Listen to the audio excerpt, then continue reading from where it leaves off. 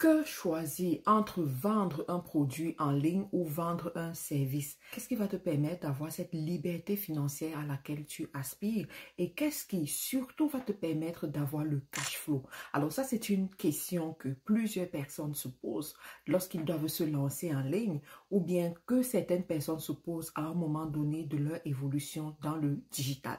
Alors moi, je vais vous donner une réponse basée sur mon expérience de plus de 6 ans, presque 7 ans aujourd'hui dans le digital, étant une personne qui a bâti la plupart de ses revenus grâce à Internet. Je vais vous donner une réponse en tenant compte sur les deux expériences que j'ai eues. L'expérience d'e-commerçante d'une personne qui vend des produits en e-commerce et l'expérience aussi d'une personne qui vend des services également en ligne. Alors, il faut comprendre que quand vous venez de commencer, vous avez besoin de cash flow, vous avez besoin d'une activité qui vous génère du revenu rapidement. Alors, la vérité est que c'est les services qui vont vous permettre d'atteindre ce résultat très rapidement. Quand vous vendez les services, vous pouvez facilement atteindre des chiffres d'affaires faramineux en peu de temps après votre lancement. Moi, j'ai vu des personnes qui se sont lancées dans les services en ligne et qui réussissaient à faire des chiffres d'affaires de 5 000 euros, 10 000 euros, 20 000 euros à 12 mois après leur lancement ou alors moins de 12 mois après leur lancement. Oui, c'est possible si vous savez bien vous prendre. Sauf que il y a un revers de la médaille. Le revers de la médaille, c'est votre temps. Les services vous bouffent tout votre temps, surtout les services qu'on appelle les formations et les coachings. Et ça, c'est c'est l'activité que plusieurs personnes vont faire en ligne. Ils vont offrir des coachings, ils vont offrir des formations. Et il y en a qui sont très gourmands, qui vont décider de se positionner dans le high ticket ou alors dans les services VIP. Ils vont charger des sommes faramineuses à leurs clients. Sauf que ces clients-là, de l'autre côté, ils vont prendre la plupart de votre temps. Vous n'allez plus pouvoir profiter de votre temps comme vous voulez parce que ces clients seront derrière vous pour réclamer un service, pour réclamer un avis, pour réclamer tout simplement de l'attention.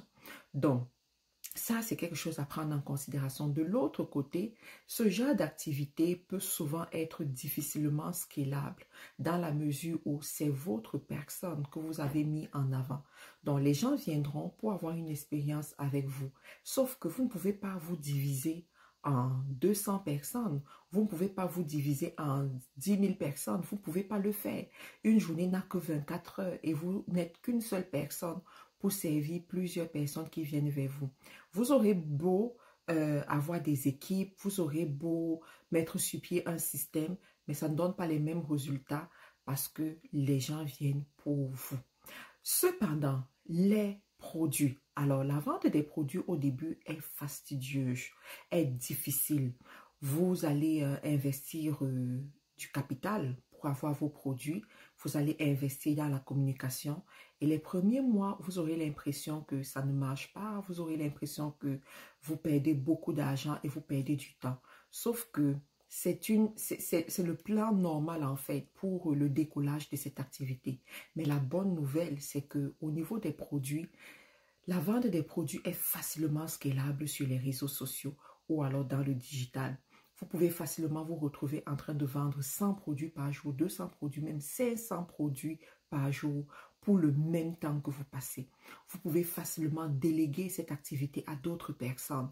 Vous pouvez facilement faire grandir votre équipe et facilement faire des sommes extravagantes grâce à la vente des services.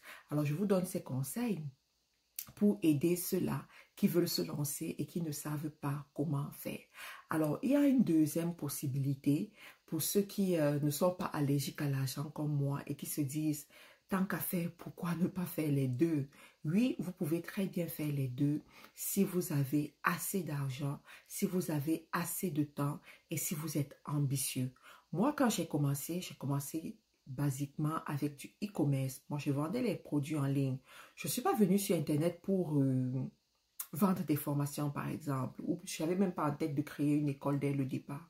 Mais je voulais vendre des produits parce que je m'étais rendu compte que si je réussis à trouver un bon produit qui marche bien, qui me rapporte assez d'argent, ce produit pourra me nourrir et pourra me permettre d'atteindre ce qu'on appelle la liberté financière.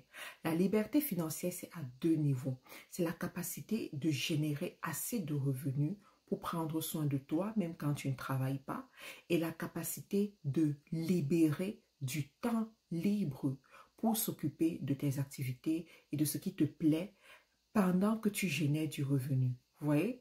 Donc, j'avais déjà cette vision dès le départ et j'avais compris que ce n'est que la vente des produits qui peut me permettre d'atteindre cette liberté financière. Alors, j'ai fait toutes mes classes. Ça a été difficile au début, mais j'ai persévéré.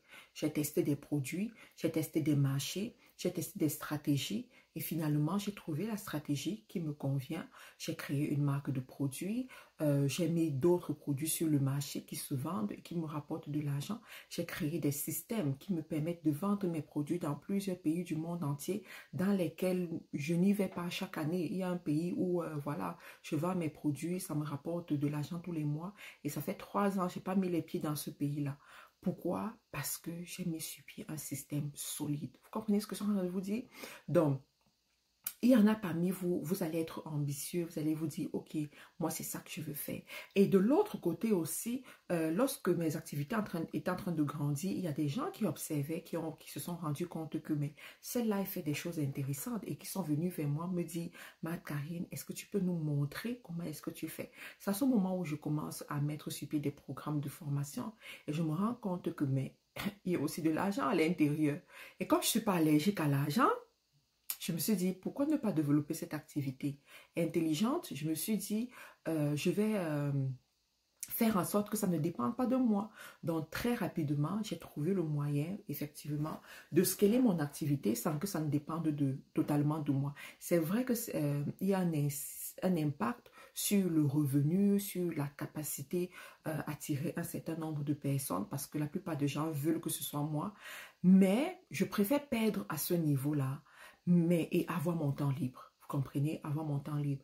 Donc, je voulais, voilà, apporter cette petite contribution pour tous ceux-là qui sont à un moment donné où ils réfléchissent. Qu'est-ce que je fais? Qu'est-ce que je fais? Qu'est-ce que je fais? Je pense que tout ceci va vous aider. Donc, si vous n'êtes pas encore abonné à cette chaîne ou à cette page, priez de vous abonner dès maintenant. C'est totalement gratuit. Je vous apporterai des conseils de ce genre régulièrement pour vous aider dans votre parcours dans le digital. À très bientôt les amis. Bye bye.